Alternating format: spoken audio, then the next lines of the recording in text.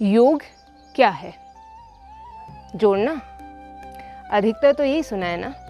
किंतु यदि मैं कहूँ कि योग यानी घटाना, तो नमस्कार, welcome to Yogini the night. हाँ, योग यानी वास्तविकता में तो घटाना ही होता है, परत दर परत परते हटाना ही होता है। योग दर्शन में योग का सिर्फ एक ही ध्येय है, स्वरूप स्थिति, अर्थात हमारा जो प्योर फॉर्म है, हमारी जो शुद्धतम स्थिति है, जो सत्य स्वरूप है, उसे उजागर कर देना। यह बिल्कुल ऐसा है जैसे मलाई वाला नारियल। अब नारियल की मलाई पाने के लिए कितनी लेयर्स हटानी पड़ेगी? सबसे पहले नारियल का ऊपरी खोल, उसके बाद रेशे वाला भाग, उसके बाद कड़ा खोल, फिर कहीं जाकर अंत में मलाई मिलती है। ऐसे ही हमारे ऊपर भी कई सारी लेयर्स हैं, जैसे संसार, शरीर, वृत्ति, विचार आदि। इन्हें हटाते जाना है और अंततः हम मिल जाएंगे। तो हुई ना घटाने वाली बात। इसी स्थिति या कैवल्य के लिए पातंजलि का योग सूत्र है। पूरा योग सूत्र या योग दर्शन इसके पहले पाद के प्रारंभिक 4 सूत्रों का विस्तार है, जिन्हें योग चतुष्टय कहते हैं। योग चतुष्टय से पहले बता दूं कि योग सूत्र के 4 पाद हैं: समाधि पाद, साधन पाद, विभूति पाद और कैवल्य पाद। तो अब योग चतुष्टय पर आते हैं। पहला है अथ योग अनुशासनम, मतलब अब हम योग अनुशासन शुरू करते हैं। सरल और सीधे अर्थ में कहूँ तो अब कैवल्य या स्वरूप स्थिति को प्राप्त करने के नियम या निर्देश शुरू होते हैं। दूसरा सूत्र है योगश्चित्त वृत्ति निरोधः, अर्थात चित्त की वृत्तियों का निरोध करना। अब इसे थोड़ा ध्यान देकर समझना होगा। यहाँ चित्त का अर्थ मन नहीं है, चित्त और मन में भेद है। चित्त यानी यूँ समझिए कि आप जो एक्चुअल में है वह संस्कारित हो जाए, उसमें स्मृति आ जाए, तो वह चित्त बन जाता है, आपके प्योर फॉर्म में पहली मिलावट। और मन क्या है?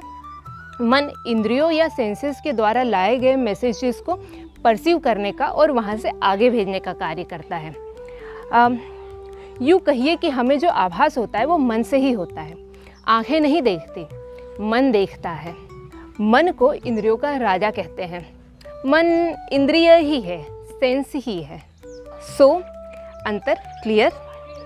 यहाँ हम चित्त की बात कर रहे हैं। इसी चित्त की वृत्तियाँ होती है। कितनी वृत्तियाँ होती हैं? बहुत सारी, अनगिनत। वृत्ति यानी टेंडेंसी। अब यह आपका होमवर्क है कि यह वृत्तियाँ कितनी होती है, कैसी होती है, खोजिए। इन्हीं का करना है निरोध। अब क्यों करना है वृत्तियों का निरोध? क्योंकि वृत्तियाँ हमें राह से भटका देती है, दुख देती है, हमें स्वरूप स्थिति या कैवल्य प्राप्त नहीं करने देती। निरोध यानी फोर्सफुल सप्रेशन नहीं है।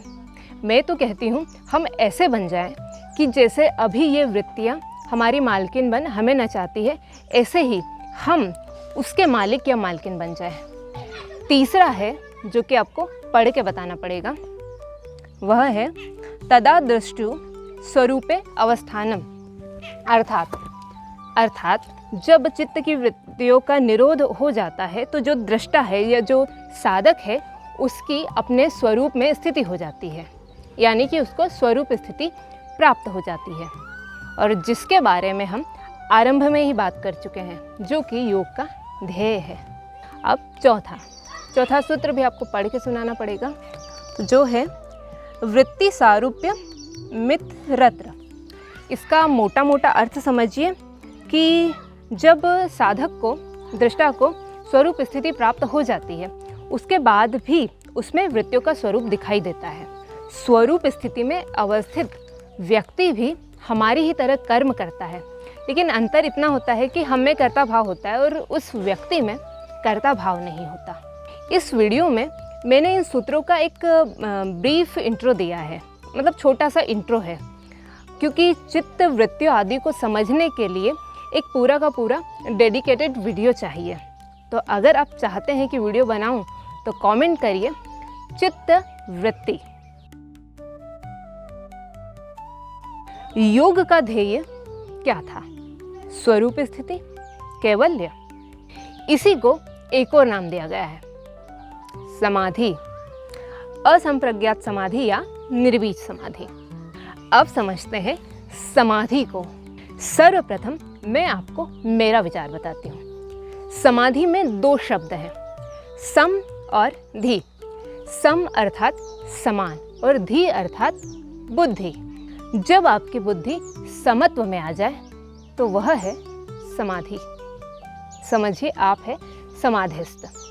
गीता में इसी को स्थिर बुद्धि, और जब आसक्ति समाप्त हो जाती है तो इसी को स्थित प्रज्ञ कहा है। स्थित प्रज्ञ क्या है, यह जानने के लिए आपको मेरे साथ बने रहना पड़ेगा, क्योंकि शीघ्र ही आने वाला है कृष्ण वंदे जगत गुरु। तो उसमें स्थित प्रज्ञ, स्थिर बुद्धि, इन सब की डिटेल में व्याख्या की गई है। सो डू सब्सक्राइब एंड वो घंटी भी। यहाँ योग दर्शन में इस समाधि को दो भागों में बांटा गया है, संप्रज्ञात समाधि और असंप्रज्ञात समाधि। मेरी वाली या गीता वाली जो समाधि है वह है असंप्रज्ञात समाधि। पहले बात करते हैं संप्रज्ञात समाधि का। संप्रज्ञात समाधि को भी चार भागों में बांटा गया है, जो है वितर्क अनुगत समाधि, विचार अनुगत समाधि, आनंद अनुगत समाधि और अस्मिता अनुगत समाधि। संप्रज्ञात समाधि को ऐसे समझिए कि फोकस, कंसंट्रेशन वो तो शार्प है, लेकिन अब भी एक विचार बाकी है, अब भी मैं बाकी है। इसी के पहले क्रम में वितर्क अनुगत समाधि। ऐसा जानिए कि जो ध्येय है वह स्थूल है, उस पर आप ध्यान लगा रहे हैं, और ध्यान लगाते समय अभी भी आपको अपने शरीर, अपनी सांसों का भान है और दूसरी चीज़ें भी दिखाई दे रही है। अब यह ध्येय क्या होता है, तो ध्येय की बात हम तब करेंगे जब हम धारणा की बात करेंगे, जो कि अष्टांग योग का ही एक अंग है। दूसरा क्रम विचार अनुगत समाधि। ऐसा समझिए कि जो ध्येय है वो सूक्ष्म हो गया है और जो ध्यान है वो गहन हो गया है, शरीर से मन की ओर आ गए हैं, लेकिन अभी भी ध्येय है, आप हैं, और यह भी ध्यान है कि ध्यान हो रहा है। तीसरे आनंद अनुगत समाधि में केवल दो विचार हैं, आप और ध्येय। यहाँ यह विचार है कि मैं हूँ, मैं वाला भाव, और यहाँ पर मन प्रसन्न हो जाता है। चौथी है अस्मिता अनुगत समाधि। यह चारों में श्रेष्ठ है, क्योंकि इसमें केवल एक ही भाव है और दूसरा कुछ नहीं। जब अस्मिता अनुगत समाधि में आते हैं तो विवेक ख्याति होती है, जिसका अर्थ है यह समझ में आ जाना कि चित्त और पुरुष अलग अलग है। चित्त हमारा सत्य स्वरूप नहीं है, चित्त पुरुष यानी सत्य से भिन्न है।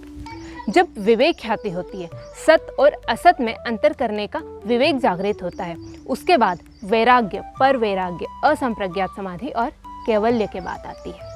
इसी कैवल्य तक जाने की राह है अष्टांग योग, और इस राह पर चलने के लिए कार है अभ्यास और वैराग्य। इस वीडियो में जो भी मैंने बताया है वह योग दर्शन का एक संक्षिप्त वर्णन है, इंट्रो है। वीडियो में कवर किए गए हर टॉपिक पर समय देकर समझने की आवश्यकता है, व्याख्या की आवश्यकता है। सो बने रहिए, अगला एपिसोड देखिए। शुभकामनाएं।